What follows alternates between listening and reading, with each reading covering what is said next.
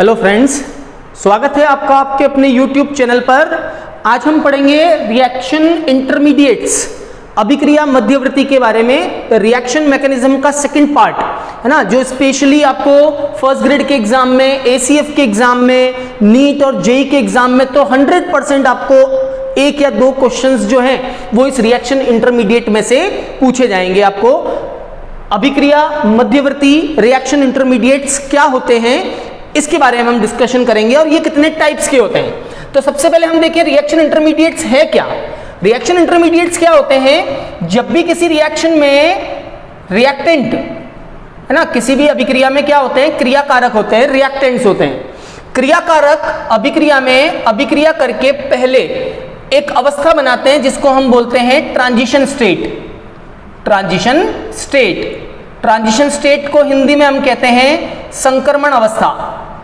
संक्रमण अवस्था, transition state. जैसे ही ट्रांजिशन स्टेट बनती है, ये ट्रांजिशन स्टेट आगे जाकर है ना प्रोडक्ट के अंदर टूट जाती है और आपको उत्पाद मिलता है, प्रोडक्ट मिलता है। ये एक रिएक्शन का प्रोसीजर है कि रिएक्शन में रिएक्टेंट्स रिएक्ट करके ट्रांजिशन स्टेट बनाते हैं और ट्रांजिशन स्टेट से प्रोडक्ट बनता है। लेकिन कभी कभी या कुछ रिएक्शंस में क्या होता है, रिएक्टेंट ट्रांजिशन स्टेट बनाते हैं, फिर ये ट्रांजिशन स्टेट जो है ये बनाती है इंटरमीडिएट। इंटरमीडिएट यानी कि मध्यवर्ती। ये ट्रांजिशन स्टेट इंटरमीडिएट्स बनाती है, मध्यवर्ती बनाती है, और ये मध्यवर्ती जो है ये जाकर हमें क्या देते हैं? प्रोडक्ट देते हैं, उत्पाद देते हैं। इसका मतलब आपके दिमाग में दो बातें आ गई कि सर ट्रांजिशन स्टेट और इंटरमीडिएट एक ही है या अलग अलग है?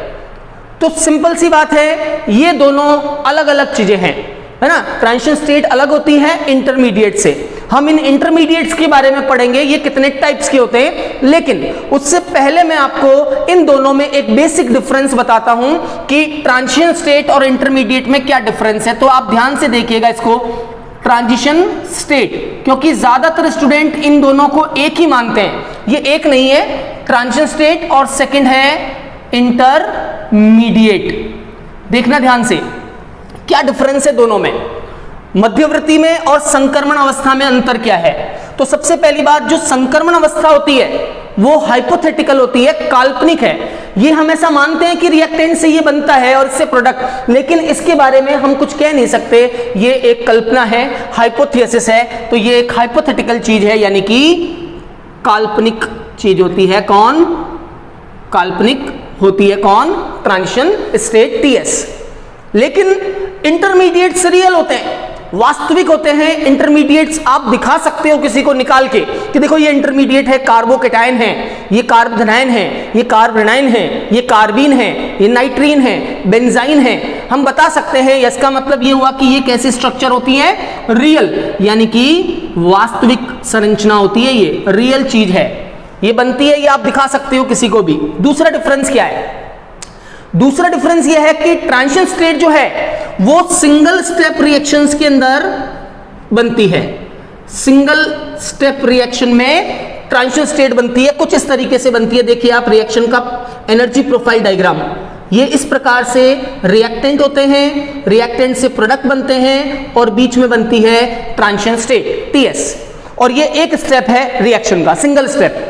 लेकिन इंटरमीडिएट को बनाने के लिए या इंटरमीडिएट के बनने के लिए रिएक्शन में मिनिमम 2 स्टेप्स तो होने ही चाहिए, है ना। तो इनको बनने के लिए एक स्टेप से काम नहीं चलेगा, मिनिमम 2 और more than 2 steps, more than 2 steps. मतलब सिंगल स्टेप रिएक्शन में कभी भी इंटरमीडिएट नहीं बनता है, ध्यान रखना। अगर आपको इंटरमीडिएट देखना है तो आपका ग्राफ कुछ ऐसा होना चाहिए, ये पहली ट्रांजिशन स्टेट, फिर इंटरमीडिएट, फिर दूसरी ट्रांजिशन स्टेट। मतलब ये 2 स्टेप्स हो गए, ये पहला स्टेप, ये बन गई ट्रांजिशन स्टेट फर्स्ट, फिर इंटरमीडिएट नीचे, फिर वापस ट्रांजिशन स्टेट और फिर वापस प्रोडक्ट और ये रिएक्टेंट। मतलब ट्रांजिशन स्टेट के लिए तो आपको एक स्टेप से काम चल जाएगा, एक स्टेप में हमेशा ट्रांजिशन स्टेट ही बनेगी। लेकिन अगर एक से ज्यादा स्टेप्स अगर हुए रिएक्शन में, तब इंटरमीडिएट का नंबर आता है, तब इंटरमीडिएट बाहर आता है, उससे पहले इंटरमीडिएट नहीं होता है। क्लियर? नेक्स्ट एक और चीज आपको डायग्राम से भी दिख रही है दोनों के, कि जो ट्रांजिशन स्टेट है ना, ये हाईएस्ट एनर्जी स्टेट है। आप देखिए और इंटरमीडिएट की एनर्जी ट्रांजिशन स्टेट से कम होती है, रिएक्टेंट से और प्रोडक्ट से ज्यादा है, लेकिन ट्रांजिशन स्टेट से, संक्रमण अवस्था से मध्यवर्ती की ऊर्जा कम होती है। ये हाईएस्ट एनर्जी स्टेट होती है किसी भी रिएक्शन में। ट्रांजिशन स्टेट का मतलब है अधिकतम ऊर्जा अवस्था, highest energy state transition state होती है। लेकिन इंटरमीडिएट की जो एनर्जी है वो ट्रांजिशन स्टेट से कम होती है, ठीक है, energy less than TS, energy less than TS, इसकी ऊर्जा ट्रांजिशन स्टेट से कम होती है। So these are the basic difference. एक डिफरेंस और है, वो भी मैं आपको ओरली बता देता हूं, लिख भी दूंगा, चलिए। वो डिफरेंस क्या है कि जो ट्रांजिशन स्टेट है ये आप आइसोलेट नहीं कर सकते हो, है ना, इसको आप पृथक नहीं कर सकते हो, ये पृथक नहीं की जा सकती, नहीं की जा सकती है। मतलब मेरा कहने का सिर्फ इतना है कि आप ट्रांजिशन स्टेट को निकाल कर बाहर रख नहीं सकते हो, है ना, ये तो हाइपोथेटिकल है, आप इसको निकाल के किसी को दिखा नहीं सकते हो कि देखो ये इस रिएक्शन की ट्रांजिशन स्टेट है। ये सिर्फ हम मानते हैं कि ऐसी कोई चीज बनती है, लेकिन इंटरमीडिएट्स आर रियल, ये वास्तविक होते हैं। इनको आप निकाल के स्टोर करके रख भी सकते हो कि ये कार्बोकेटाइन है या ये कार्बीन है या ये नाइट्रीन है, मतलब इनको आप क्या कर सकते हो, पृथक कर सकते हैं, आइसोलेट कर सकते हैं। तो उम्मीद है आपका ये डाउट क्लियर हो गया होगा कि ट्रांजिशन स्टेट में और इंटरमीडिएट में सिमिलरिटी नहीं, यानी ये दोनों एक वर्ड नहीं होते हैं, दोनों अलग अलग वर्ड्स हैं और दोनों में डिफरेंसेस होते हैं, ठीक है। हम पढ़ेंगे इंटरमीडिएट्स के बारे में। सुनाओ, व्हाट आर द इंटरमीडिएट्स? जो मैंने आपको बताया कि इंटरमीडिएट रिएक्शन के अंदर रिएक्टेंट से बनने वाली बीच की अवस्था होती है रिएक्शन में, जो आगे जाकर हमें क्या देती है, प्रोडक्ट देती है, और इसके कुछ टाइप्स होते हैं। उसमें से पहला टाइप मैं अभी आपको पढ़ाऊंगा, first reaction intermediate is carbocation.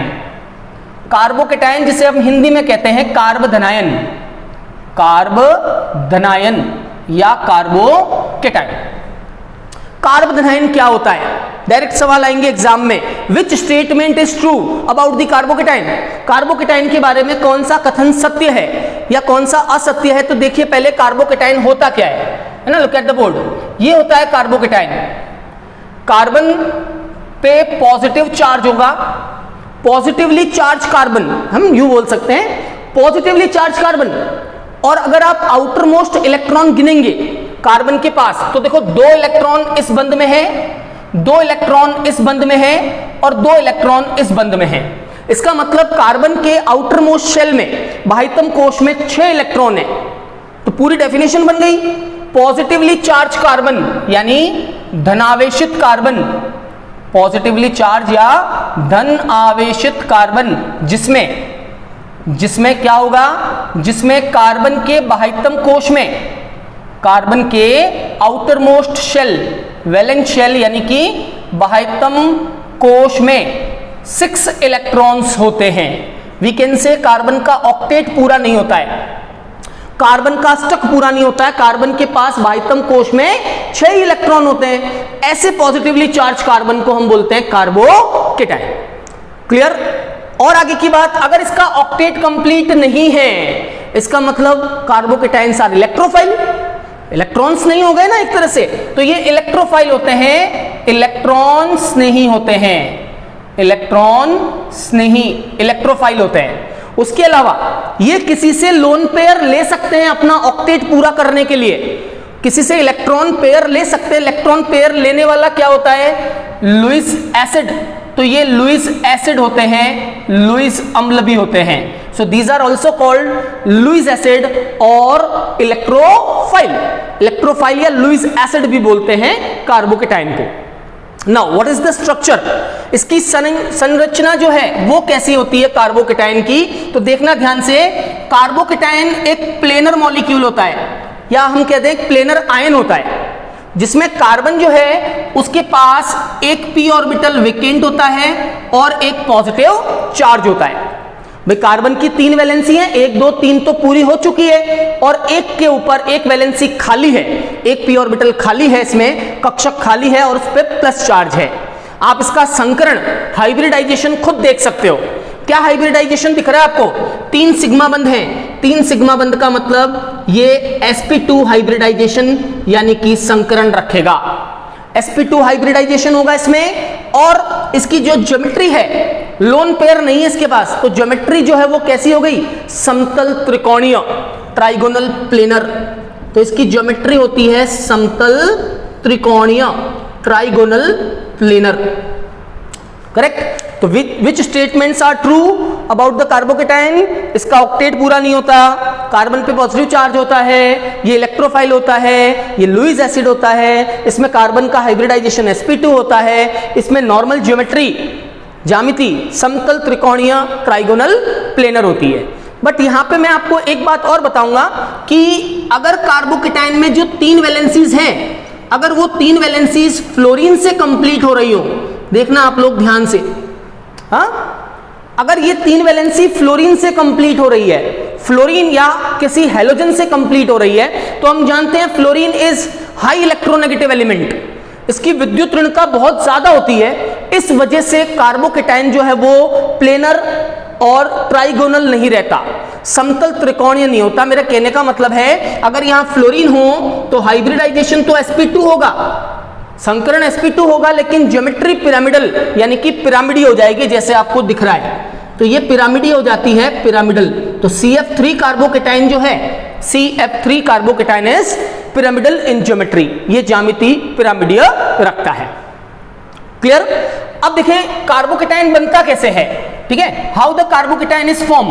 किसी भी रिएक्शन में कार्बोकेटाइन का निर्माण यानी कि फॉर्मेशन कैसे होता है, तो देखो कार्बोकेटाइन को बनाने के लिए सबसे पहला जो कार्बोकेटाइन अगर आपको बनाना है तो सबसे पहले आपको चाहिए कि कार्बन के ऊपर कोई हाई इलेक्ट्रोनेगेटिव एलिमेंट जुड़ा हुआ हो, ठीक है। देखिएगा बोर्ड पे मैं आपको बता रहा हूं फॉर्मेशन ऑफ कार्बोकेटाइन, कार्बोकेटाइन कैसे बनता है। तो सबसे पहले फॉर्मेशन, निर्माण कैसे होता है इसका, फॉर्मेशन ऑफ कार्बोकेटाइन, ठीक है, निर्माण कैसे होगा। सबसे पहले इसका निर्माण होता है अगर आपके कार्बन के ऊपर, जैसे ये आपका कार्बन है CH3 या कोई भी C कार्बन है, अगर इस कार्बन के ऊपर यहां पर कोई इलेक्ट्रॉन विथड्रॉइंग ग्रुप EWG, ठीक है, EWG का मतलब होता है इलेक्ट्रॉन विथड्रॉइंग ग्रुप, इलेक्ट्रॉन खींचने वाला समूह। इलेक्ट्रॉन खींचने वाला समूह बोले तो OH या हेलोजन Cl, है ना, नाइट्रो NO2, एल्डिहाइड या कीटोनिक ग्रुप या carboxylic acid group COOH, these group are electron withdrawing. अगर वहां पे कार्बन पे कोई इलेक्ट्रॉन खींचने वाला समूह लगा है, इलेक्ट्रॉन आकर्षी समूह लगा है, तो फिर इस कार्बन के ऊपर जब भी ये बॉन्ड टूटेगा, इस कार्बन के ऊपर पॉजिटिव आएगा, कार्बोकेटाइन जनरेट होगा। तो पहला कैसे बना सकते हैं, इलेक्ट्रॉन विथड्रॉइंग ग्रुप लगा हो तो कार्बोकेटाइन बनता है। जैसे एग्जाम्पल मैं आपको बताऊं, फॉर एग्जाम्पल अल्कोहल का निर्जलीकरण, अल्कोहल का निर्जलीकरण, डिहाइड्रेशन ऑफ अल्कोहल, उसमें कार्बोकेटाइन बनता है ना। आपको ऐसे ही पूछेंगे एग्जाम में, इनमें से कौन सी रिएक्शन में कार्बोकेटाइन बनेगा, तो डिहाइड्रेशन ऑफ अल्कोहल में कार्बोकेटाइन बनता है। या अल्काइल हैलाइड, अगर मैं यहां Cl लगा दूं, अल्काइल हैलाइड बना दूं इसको, तो अल्काइल हैलाइड का डिहाइड्रोहेलोजिनेशन, अल्किल हैलाइड का विहाइड्रोहेलोजनीकरण, का विहाइड्रोहेलोजनीकरण, हेलोजनीकरण, डिहाइड्रोहेलोजिनेशन ऑफ अल्काइल हैलाइड, ठीक है, जो अल्कोहलिक KOH के द्वारा होता है, आगे हम पढ़ेंगे। ये एक विलोपन अभिक्रिया है, दोनों ही अभिक्रियाएं विलोपन अभिक्रियाएं हैं, एलिमिनेशन रिएक्शंस हैं। तो उन एलिमिनेशन रिएक्शंस के अंदर ये वाली चीज कार्बोकेटाइन जनरेट होती है। क्लियर। कार्बोकेटाइन बनाने का दूसरा तरीका क्या है, और कौन सी रिएक्शंस हैं जिनमें कार्बोकेटाइन जनरेट होगा।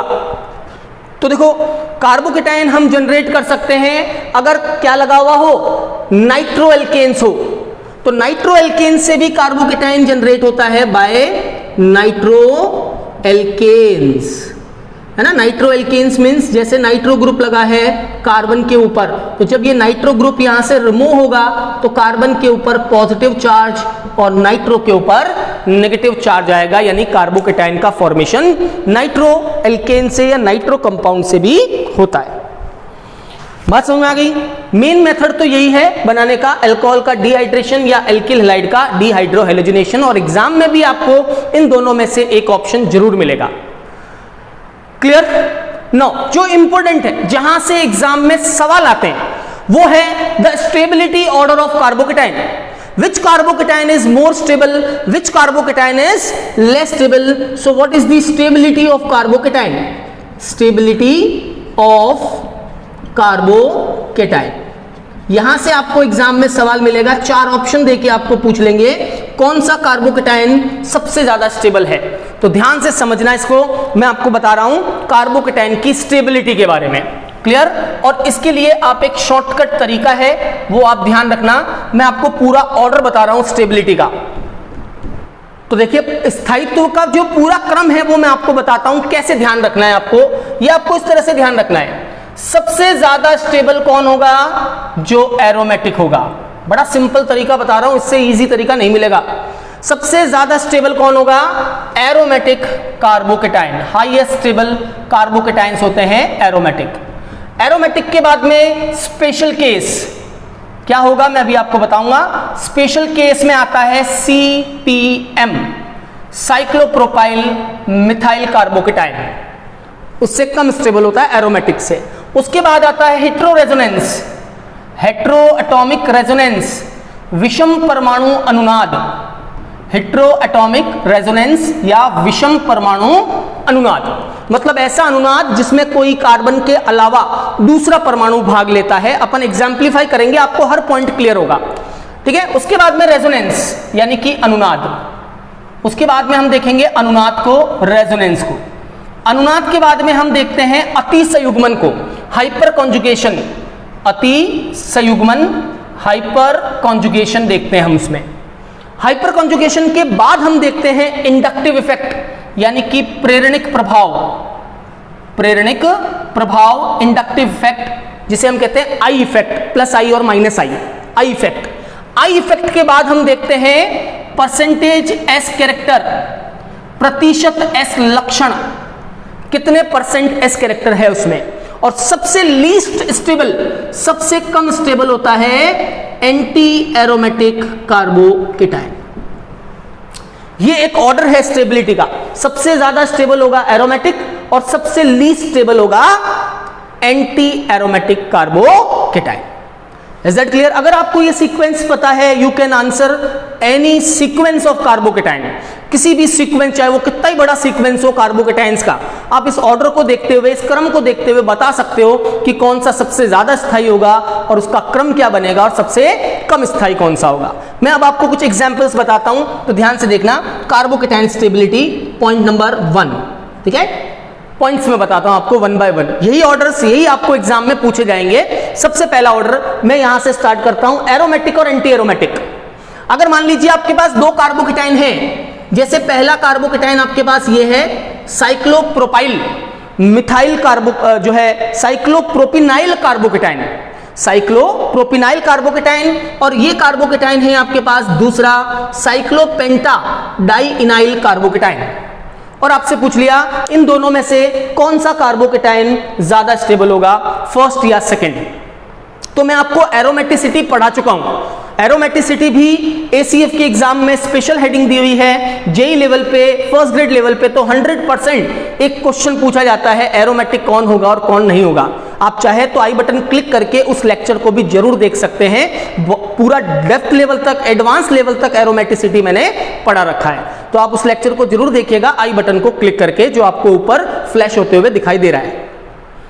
इन दोनों में से कौन सा वाला ज्यादा स्टेबल होगा, तो हमें जानते हैं ये 2 पाई सिस्टम है, और 2 पाई सिस्टम क्या होता है, एरोमेटिक, और ये है 4 पाई, 2 और 2, 4 पाई इलेक्ट्रॉन्स हैं, और 4 पाई इलेक्ट्रॉन्स वाला क्या होता है, एंटी एरोमेटिक। तो दोनों में से कौन सा कार्बोकेटाइन ज्यादा स्टेबल हुआ, तो aromatic is more stable then anti aromatic. तो ये ज्यादा स्टेबल होगा किससे, एंटी एरोमेटिक से। बात समझ में आई? नंबर सेकंड एग्जांपल यहीं पे ले रहा हूं मैं, इन्हीं केसेस को वापस देखना ध्यान से। ये है फिर से कार्बोकेटाइन साइक्लोहेप्टा ट्राइइनाइल कार्बोकेटाइन, और एक है cyclo hexane carbocation, hexyl carbocation, और एक है साइक्लोपेंटाडाइनाइल कार्बोकेटाइन।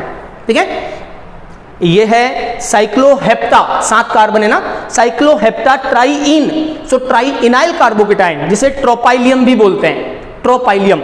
यह है सिंपल नॉन एरोमेटिक, इसमें कोई एरोमेटिकता नहीं है, नॉन एरोमेटिक, और ये एंटी एरोमेटिक। तो ध्यान रखना सबसे ज्यादा स्थायी कौन होगा, पहला वाला, क्योंकि पहला कार्बोकेटाइन क्या है, एरोमेटिक। दूसरा क्या है, non aromatic, non aromatic anti aromatic से ज्यादा स्थायी होते हैं। तीसरा वाला क्या है, anti aromatic. So non aromatic anti aromatic से ज्यादा स्टेबल होगा, तो सेकंड की स्टेबिलिटी थर्ड से ज्यादा होगी। एरोमेटिक और एंटी एरोमेटिक का केस मैंने आपको बताया।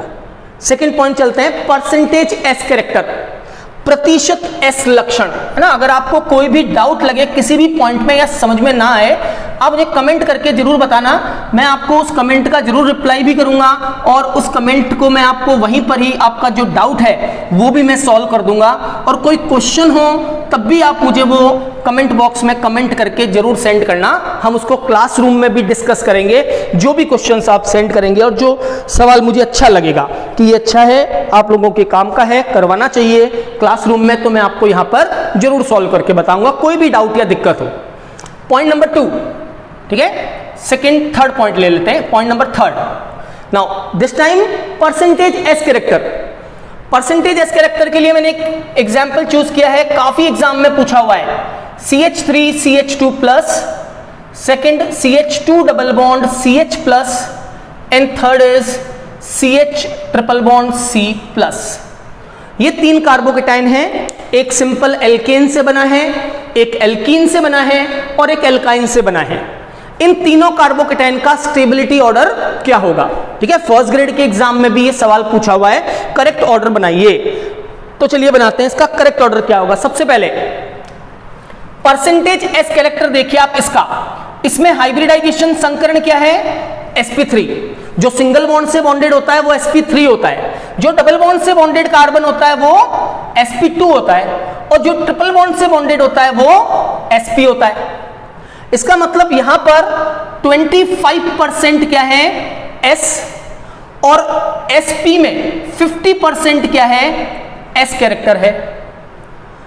एक बात ध्यान रखना, जो S कैरेक्टर होता है, ठीक है, is directly proportional to electronegativity. मतलब जिसका S कैरेक्टर ज्यादा है, परसेंटेज S जिसमें ज्यादा है, उसकी इलेक्ट्रोनेगेटिविटी ज्यादा है। तो यहां पर भी percentage S is proportional to electronegativity, विद्युत ऋणता के समानुपाती। मेरे कहने का मतलब है ये 50% जो S कैरेक्टर है इस कार्बन का, तो इसकी विद्युत ऋणता ज्यादा है।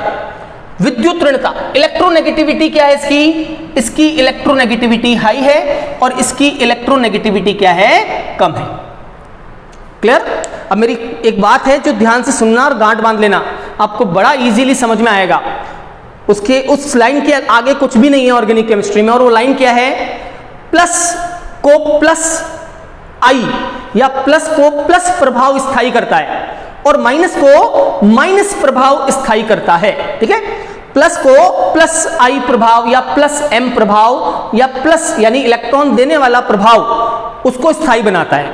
जैसे कार्बोकेटाइन है, तो कार्बोकेटाइन पे क्या चार्ज है, प्लस, इसका मतलब इसको स्थायी कौन बनाएगा, प्लस आई या प्लस एम। ठीक है, इलेक्ट्रॉन देने वाले ग्रुप। अब देखो इसकी विद्युत ऋणता ज्यादा है, विद्युत ऋणता ज्यादा होने का मतलब इलेक्ट्रॉन खींचना, यानी कि इलेक्ट्रॉन को क्या करना, आकर्षित करने की पावर क्या होगी, ज्यादा। ये ज्यादा इलेक्ट्रॉन खींचेगा और ये इलेक्ट्रॉन कम खींचेगा, क्योंकि इसमें एस कैरेक्टर कम है। अगर ये इलेक्ट्रॉन को ज्यादा खींचेगा, ये कार्बन यहां से इलेक्ट्रॉन ज्यादा खींचेगा, तो प्लस चार्ज क्या होगा, बढ़ जाएगा, बढ़ेगा। जबकि यहां पे उतना प्लस नहीं बढ़ पाएगा जितना उसमें बढ़ रहा है। यहां प्लस चार्ज में इंक्रीमेंट ज्यादा होगा, और अगर प्लस चार्ज बढ़ गया तो इसका स्थायित्व क्या होगा, कम हो जाएगा, क्योंकि मैंने अभी क्या लाइन बोली, प्लस को प्लस स्टेबल करता है, जबकि ये तो क्या लग गया, इलेक्ट्रॉन खींचना, माइनस लग गया, माइनस आई प्रभाव, है ना। आप यूं याद रखें, जो प्लस को कम करता है या जो माइनस को कम करता है वो उसको स्थायी बनाता है। जो प्लस को कम करता हो, माइनस को कम करता हो, वो प्रभाव उस चीज को स्थायी बनाता है। यहां पर प्लस को कम करने वाला अगर होता तो स्थायी होता, लेकिन ये तो प्लस को बढ़ा रहा है, इसका मतलब स्थायित्व क्या हो गया, कम। और यहां पर भी प्लस बढ़ेगा लेकिन इसके कंपैरिजन में कम बढ़ेगा क्योंकि एस कैरेक्टर कम है इसका, तो इसमें स्थायित्व ज्यादा होगा सेकंड से और सेकंड का स्थायित्व ज्यादा होगा थर्ड से। क्लियर? दो लाइनें बोली मैंने आपको, दोनों लाइनें गांठ बांध लेना, हर लेक्चर में मेरे ये दो लाइनें जरूर काम आएगी। ठीक है, पहली लाइन क्या थी, तो दो लाइनें आपको ध्यान रखनी है, एक तो प्लस आई प्रभाव को, पहली लाइन तो ध्यान रखनी है कि प्लस कम होगा, माइनस कम होगा तो स्थायित्व बढ़ेगा। दूसरी बात, प्लस को प्लस स्थायी करता है और माइनस को माइनस स्टेबल बनाता है। अब यहां पर इलेक्ट्रोनेगेटिविटी ज्यादा होने का मतलब खींच रहा है इलेक्ट्रॉन, यानी माइनस आई प्रभाव लग रहा है, और माइनस आई लग रहा है प्लस पे तो अस्थायी बनाएगा उसको। अगर यहां माइनस होता और माइनस आई लगता तो उसको स्थायी बनाता। हाँ समझ आई? तो ये पहला इंपॉर्टेंट सवाल जो एग्जाम में पूछा गया है। नेक्स्ट पॉइंट देखते हैं, पॉइंट नंबर 4। आगे चलता हूं मैं, अब आई प्रभाव ले रहा हूं, प्रेरणिक प्रभाव। पहला है CH3+, दूसरा है CH3 CH2+, तीसरा है CH3 CH3+, और चौथा है CH3C CH3 CH3+। ठीक है, ये 4 कार्बोकेटाइंस है। पहला ये देखिए यहां से आप, अगर कोई कार्बन 3 कार्बन से जुड़ा हो तो उसे बोलते हैं 3 डिग्री कार्बोकेटाइन, टर्शरी कार्बोकेटाइन। अगर कोई कार्बन 2 कार्बन से जुड़ा है तो उसे हम बोलते हैं सेकेंडरी कार्बोकेटाइन। अगर कोई कार्बन 1 कार्बन से जुड़ा है तो हम उसको बोलते हैं प्राइमरी कार्बोकेटाइन, और अगर कोई किसी कार्बन से जुड़ा ही नहीं है तो उसको बोलते हैं सुपर 1 डिग्री, या उसको बोलते हैं 0 डिग्री कार्बोकेटाइन। सुपर 1 डिग्री या 0 डिग्री कार्बोकेटाइन। तो ये कार्बोकेटाइन के 4 टाइप्स हैं। आपको इनका स्थायित्व बताना है, कैसे डिसाइड करेंगे? तो सिंपल जो लाइनें मैंने आपको 2 बताई, मैं बार बार बोल रहा हूं ताकि अगले लेक्चर में भी आपको ये लाइनें हेल्प करेगी।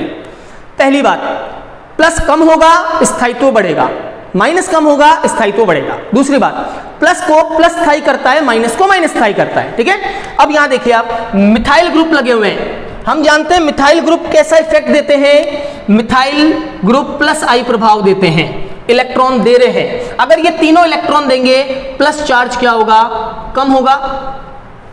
यहां पर 2 जिन्हें प्लस आई दे रहे हैं, 1 और 1 2, तो प्लस चार्ज इसका भी क्या होगा, कम होगा। यहां पर 1 जिना प्लस आई है, प्लस चार्ज इसका भी क्या होगा, कम होगा। यहां कोई प्लस आई है ही नहीं, प्लस आई है ही नहीं, प्रेरणिक प्रभाव यानी कि प्लस आई और माइनस आई होता है, तो यहां कोई प्लस आई है ही नहीं। इसका मतलब यह हुआ कि यहां प्लस चार्ज में कमी सबसे ज्यादा आ रही है। और मेरी सिंपल लाइन, प्लस को प्लस स्थायी कर रहा है, यहां 3 प्लस आई लगे हैं, तो प्लस पे 3 प्लस आई लगे हैं, इसका मतलब इसकी स्टेबिलिटी सबसे ज्यादा होगी, सेकेंडरी की कम, टर्शरी की कम। हम कह सकते हैं what is the order of stability of carbocation, 3 degree, 2 degree, 1 degree, and methyl carbocation is least stable. ये हो गया आपका स्थायित्व का क्रम, स्टेबिलिटी ऑर्डर। तृतीयक कार्बोधनायन सबसे ज्यादा स्थायी होता है। अब आप इस लाइन को याद रखेंगे हमेशा कि 3 degree is more stable than 2 degree and 2 degree is more stable then 1 degree, अगर वहां प्लस आई प्रभाव लगा हुआ है। ठीक है, आई इफेक्ट लगा हुआ है। और आगे बढ़ते हैं, मैं इसी चीज को हाइपर कॉन्जुगेशन से समझाता हूं आपको, ताकि आपको और क्लियर हो। प्लस आई या माइनस आई से पहले हम अति संयुग्मन देखते हैं, और अति संयुग्मन में कैसे देखते हैं तो वो भी देखना आप एक बार बोर्ड पे। इसको अगर समझाना हो 3 डिग्री, 2 डिग्री, 1 डिग्री, तो मैंने आई प्रभाव से समझाया, आप इसे अति संयुग्मन से भी समझा सकते हो। और अति संयुग्मन में क्या ध्यान रखना है, जो प्लस वाला कार्बन है उसके पास वाले कार्बन पे कितने हाइड्रोजन है, जितने हाइड्रोजन उसके पास वाले कार्बन पे होंगे उतनी बार उसमें अति संयुग्मन होगा, और जितनी ज्यादा अति संयुग्मन होगा वो उतना ही ज्यादा स्थायी होगा। इसका मतलब यहां पर 3 बार देखो, इस कार्बन पे 3 H है, इस पे 3 H है, इस पे 3 H है, इसका मतलब इसमें 9 बार क्या होगा, हाइपर कॉन्जुगेशन, अति संयुग्मन होगा। इसमें अति संयुग्मन देखो आप 3 और 3, 6 बार ही हाइपर कॉन्जुगेशन हो पाएगा। इसके अंदर सिर्फ 3 अल्फा हाइड्रोजन है, अल्फा कहते हैं इसको, प्लस के पास वाला कार्बन क्या होता है, अल्फा। तो इसमें 3 अल्फा हाइड्रोजन है, मतलब 3 बार हाइपर कॉन्जुगेशन होगा, और इसमें हाइपर कॉन्जुगेशन होगा ही नहीं।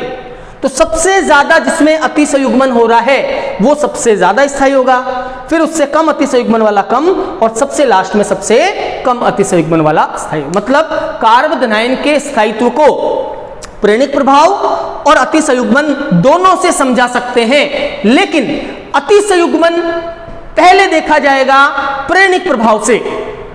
एग्जाम्पलीफाई करता हूं, आपको और क्लियर करता हूं, ध्यान से देखिए। यह है CH3 CH2+ और यह है CH3 CH2 CH2+।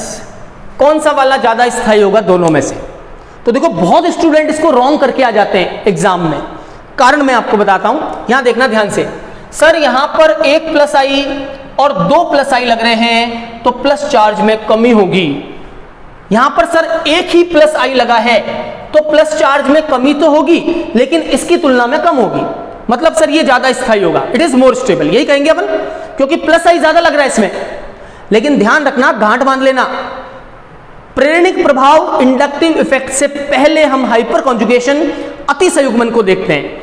इसमें प्लस के पास 3 अल्फा हाइड्रोजन है, 3 बार हाइपर कॉन्जुगेशन होगा, और इसमें प्लस के पास 2 अल्फा हाइड्रोजन है तो 2 बार ही हाइपर कॉन्जुगेशन होगा।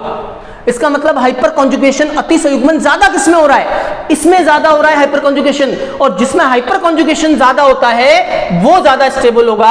हाइपर कॉन्जुगेशन यानी अतिसयुग्मन को प्रेरणिक प्रभाव से पहले देखा जाता है, प्रेरणिक प्रभाव बाद में देखेंगे जब हाइपर कॉन्जुगेशन सेम होगा।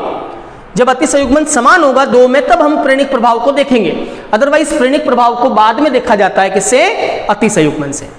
तो ये बहुत गलत करके आते हैं, दूसरा वाला ज्यादा स्थायी कर देते हैं, ये कम कर देते हैं क्योंकि उसमें प्रेरणिक प्रभाव ज्यादा हो रहा है। लेकिन नहीं, पहले आपको देखना है हाइपर कॉन्जुगेशन, बाद में आपको देखना है प्रेरणिक प्रभाव। क्लियर? और आगे बढ़ाता हूं मैं कार्बोकेटाइन स्टेबिलिटी ऑर्डर को, ध्यान से देखिएगा। ये कार्बोकेटाइन है जिसमें बेंजीन के ऊपर CH2+ है, और एक ये कार्बोकेटाइन है CH2 double bond CH single bond CH2+, और एक कोई 3 डिग्री कार्बोकेटाइन है टर्शरी, ठीक है, ये वाला, ये 3 डिग्री कार्बोकेटाइन है। तो अब इन तीनों एग्जाम्पल को आप देखिए और उस ऑर्डर को देखिए। प्रेरणिक प्रभाव के ऊपर था हाइपर कॉन्जुगेशन, और हाइपर कॉन्जुगेशन के ऊपर है रेजोनेंस, अनुनाद। अनुनाद हमेशा अतिसयुग्मन और प्रेरणिक प्रभाव से सुपीरियर होता है, मतलब अनुनाद से सबसे ज्यादा स्थायित्व मिलेगा। अब आप देखिए इसको, पहली संरचना को, इसमें बेंजीन के ऊपर CH2 है और प्लस लगा हुआ है, इसमें रेजोनेंस हो रहा है, अनुनाद हो रहा है। अनुनाद कैसे हो रहा है, किसी को नहीं समझ में आ रहा हो उसके लिए भी मैं एक लेक्चर अलग से बनाऊंगा, बट अभी मैं समझाने के हिसाब से आपको बता दूं कि अगर प्लस चार्ज डबल बॉन्ड के साथ में एकांतर क्रम में हो, अगर पॉजिटिव चार्ज डबल बॉन्ड एकांतर हो तो उसमें अनुनाद होता है। जैसे यहां है देखो, plus charge single bond double bond, इसका मतलब ये प्लस डबल बॉन्ड के साथ एकांतर है, अनुनाद है इसमें, ठीक है, और ये 3 डिग्री। अब ध्यान रखना, एक डबल बॉन्ड से 2 अनुनादी संरचनाएं बनती है, 2 अनुनादी संरचनाएं एक डबल बॉन्ड से बनती है। इसका मतलब इससे कितनी बार अनुनाद होगा? 2 बार रेजोनेंस होगा। RS का मतलब है रेजोनेटिंग स्ट्रक्चर्स, अनुनादी संरचनाएं। तो इससे 2 बार अनुनादी संरचनाएं बनेगी। और इसमें देखो आप, एक बेंजीन वलय, एक जो बेंजीन रिंग है उससे 3 बार अनुनाद होता है, ठीक है, एक बेंजीन रिंग से 3 बार रेजोनेंस होगा, और एक ये खुद है ओरिजिनल, मतलब एक तो ये खुद है और बेंजीन रिंग से 3 बार अनुनाद होता है। तो एक खुद एक बेंजीन रिंग, इसका मतलब इससे कितनी रेजोनेटिंग स्ट्रक्चर बनेगी? इससे 4 अनुनादी संरचनाएं बनेगी। एक खुद है, एक बेंजीन से 3 बनेगी, तो 3 बेंजीन और एक खुद, टोटल 4 हो गई। वैसे ये एक खुद और एक डबल बॉन्ड से एक डबल बॉन्ड से एक तो बन गई, और एक खुद है तो 2 रेजोनेटिंग स्ट्रक्चर्स बनी। क्लियर? ज्यादा रेजोनेंस किसमें हो रहा है? इसमें ज्यादा रेजोनेंस हो रहा है, बेंजाइल बोलते हैं इसको। क्या बोलते हैं इसको? इसको बोलते हैं बेंजाइल कार्बोकेटाइन, बेंजाइल कार्बोकेटाइन।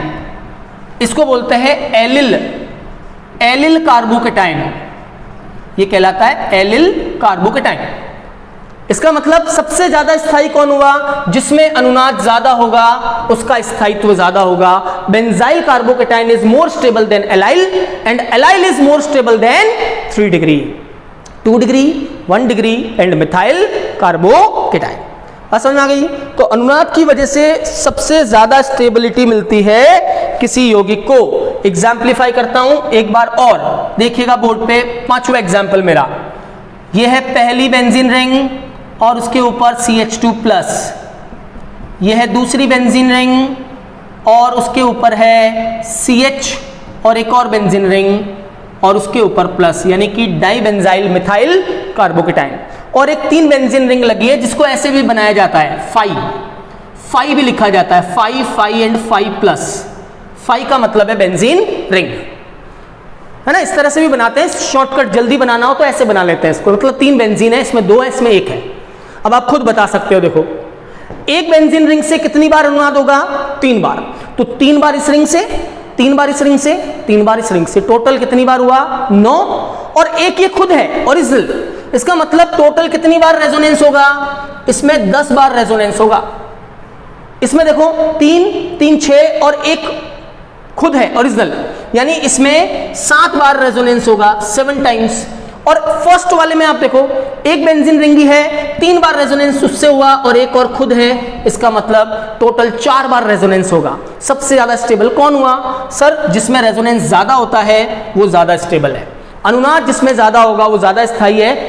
तो tribenzyl methyl carbocation is more stable than dibenzyl methyl carbocation is more stable than benzyl carbocation, first वाला। समझ में आई आपको?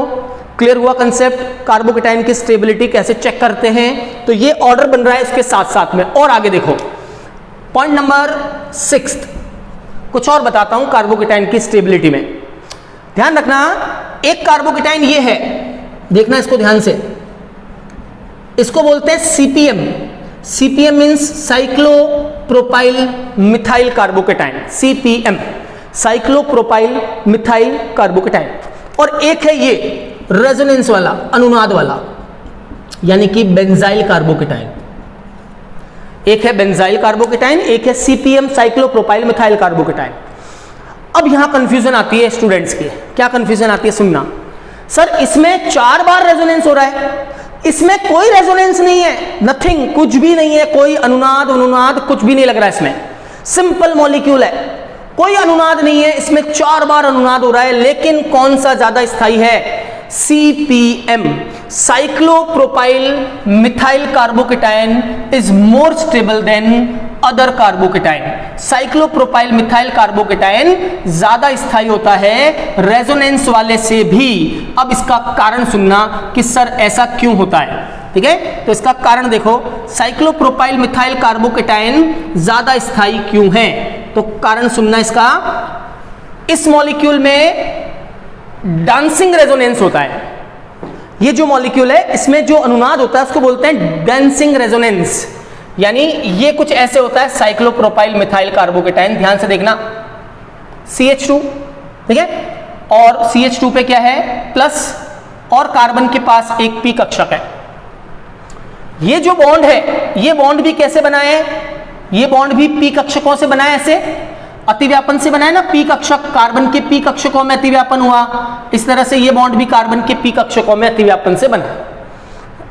ये जो बेंडिंग वाले हैं, बेंड p ऑर्बिटल्स, ये जो p ऑर्बिटल्स हैं इनको हम बोलते हैं बेंट p ऑर्बिटल्स, मतलब जो बॉन्डेड है, बेंट p कक्षक, मुड़े हुए p कक्षक जो है वो इस खाली p कक्षक के साथ में क्या करते हैं? इस खाली p कक्षक के साथ में ओवरलैपिंग करते हैं, ठीक है? इस खाली p कक्षक यानी वेकेंट p ऑर्बिटल जो है, वेकेंट p ऑर्बिटल, इस p ऑर्बिटल के साथ में ये बेंट p ऑर्बिटल इसके साथ में क्या करते हैं? ओवरलैपिंग। ओवरलैपिंग का मतलब होता है अतिव्यापन। इस अतिव्यापन की वजह से ये बेंट ऑर्बिटल इसके साथ भी अतिव्यापन कर लेते हैं, इसकी वजह से ये पॉजिटिव चार्ज क्या होता है? कम हो जाता है। आप यूं कह सकते हो p पाई बॉन्डिंग एक तरह से ये p पाई कक्षक, ये p कक्षक आपस में ओवरलैप करते हैं, इसको बोलते हैं डेंसिंग रेजोनेंस, ठीक है? इस वजह से CPM का स्थायित्व एरोमेटिक वाले से या CPM का स्थायित्व रेजोनेंस वाले से क्या हो जाता है? ज्यादा हो जाता है, ड्यू टू दिस ओवरलैपिंग। इस ओवरलैपिंग की वजह से, अतिव्यापन की वजह से क्या होता है? इसका स्थायित्व बढ़ जाता है। So due to bent overlapping, bent p orbital and due to bent p orbital and vacant p orbital and vacant p orbital overlapping bent p orbital और p ऑर्बिटल की ओवरलैपिंग की वजह से overlapping CPM is more stable. ठीक है, CPM जो है वो ज्यादा स्थायी होता है। तो हमेशा ध्यान रखना, इसे बोलते हैं स्पेशल केस या CPM, साइक्लोप्रोपाइल मिथाइल कार्बोकेटाइन, और इसका स्थायित्व ज्यादा होता है किससे? एरोमेटिक वाले से। Is that clear? Last case of stability of carbocation, last point बता रहा हूं, लेकिन बड़ा कमाल का पॉइंट है, बहुत अच्छा और इंपॉर्टेंट पॉइंट है। ध्यान से देखना, मैंने 4 कार्बोकेटाइन, चलो 4 बना देते हैं। मैंने 4 कार्बोकेटाइन बनाए हैं।